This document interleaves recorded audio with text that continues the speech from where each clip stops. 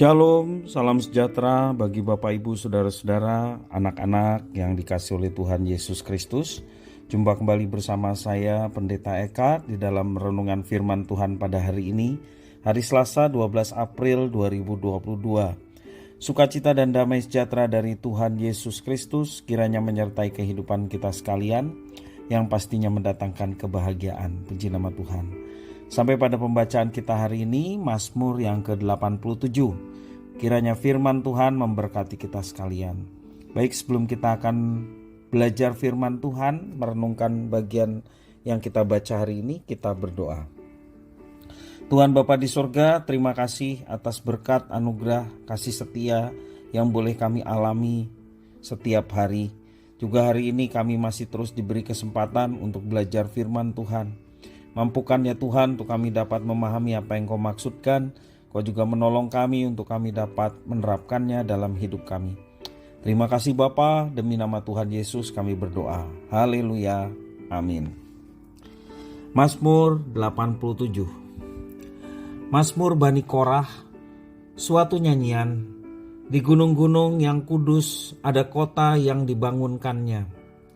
Tuhan lebih mencintai pintu-pintu gerbang Sion daripada segala tempat kediaman Yakub. Hal-hal yang mulia dikatakan tentang Engkau, ya kota Allah.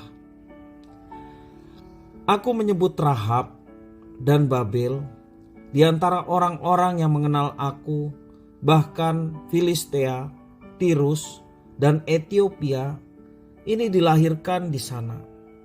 Tetapi tentang Sion dikatakan, seorang demi seorang dilahirkan di dalamnya, dan Dia yang Maha Tinggi menegakkannya. Tuhan menghitung pada waktu mencatat bangsa-bangsa ini dilahirkan di sana. Dan orang menyanyi-nyanyi sambil menari beramai-ramai, segala mata airku ada di dalam. Bapak Ibu Saudara, kota kelahiran merupakan salah satu kota yang paling didambakan orang. Pada umumnya orang membanggakan kota di mana ia lahir, yang mendatangkan sukacita ketika bernostalgia mengenai kota asal dari seseorang. Namun ada satu kota yang seharusnya didambakan melebihi kota kelahiran kita, yakni kota Sion, yang disebut sebagai kota Allah. Pemazmur menunjukkan pentingnya Sion dalam kehidupan umat Allah. Keistimewaan kota Sion adalah dibangun oleh Allah sendiri, dan Dia lebih mencintai Sion daripada kediaman Yakub, yakni Betel dan Samaria. Tidak heran kota Sion disebut sebagai kota yang mulia. Dan pemazmur juga membandingkan Sion dengan beberapa kota yang dibanggakan oleh orang-orang yang lahir di sana, seperti Rahab, Babel, Filistea, Tirus, Ethiopia. Sion menjadi sangat istimewa karena berbagai tindakan Allah terhadap Sion atau Yerusalem, yaitu dibangun dan ditegakkan oleh Allah yang Maha Tinggi.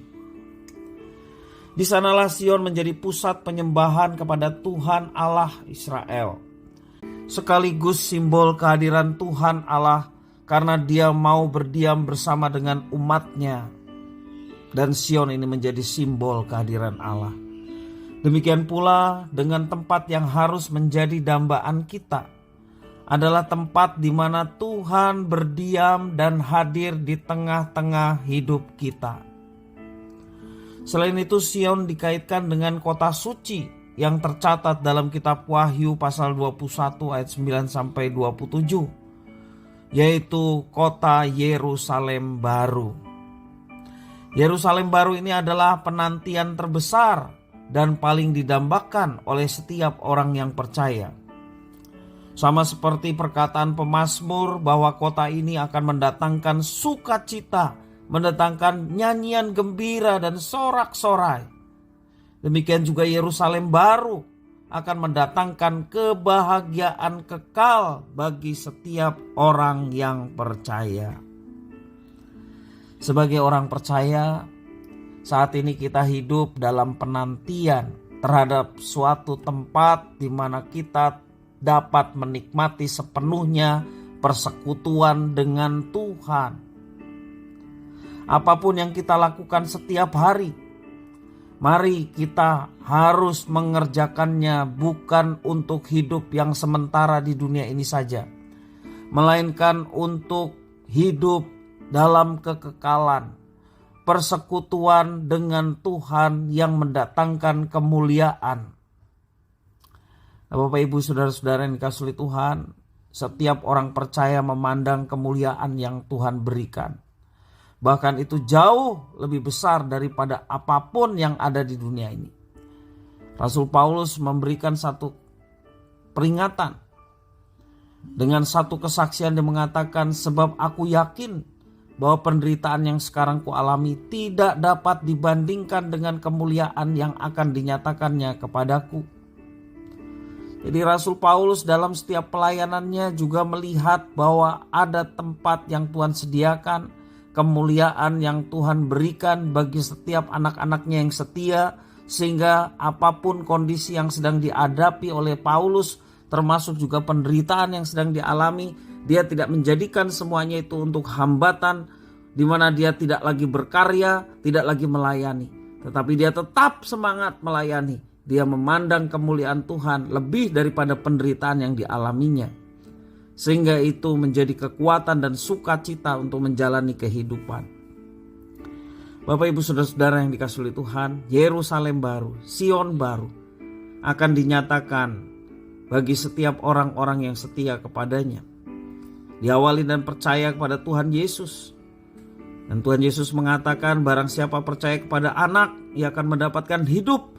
Tetapi barang siapa tidak taat kepada anak, ia tidak akan melihat hidup, melainkan murka Allah tetap ada di atasnya. Menunjukkan barang siapa percaya, pastilah dia taat. Siapa percaya pada Tuhan Yesus dan boleh mengalami cinta kasih-Nya yang sedemikian besar, penebusan, pengampunan, juga keselamatan yang disediakan bagi Tuhan kepada orang-orang yang berdosa dan bertobat percaya, maka seseorang yang mengalami hal itu akan membawa dirinya untuk hidup dalam ketaatan. Mari Bapak Ibu saudara-saudara yang kasih Tuhan, hidup ini adalah sementara.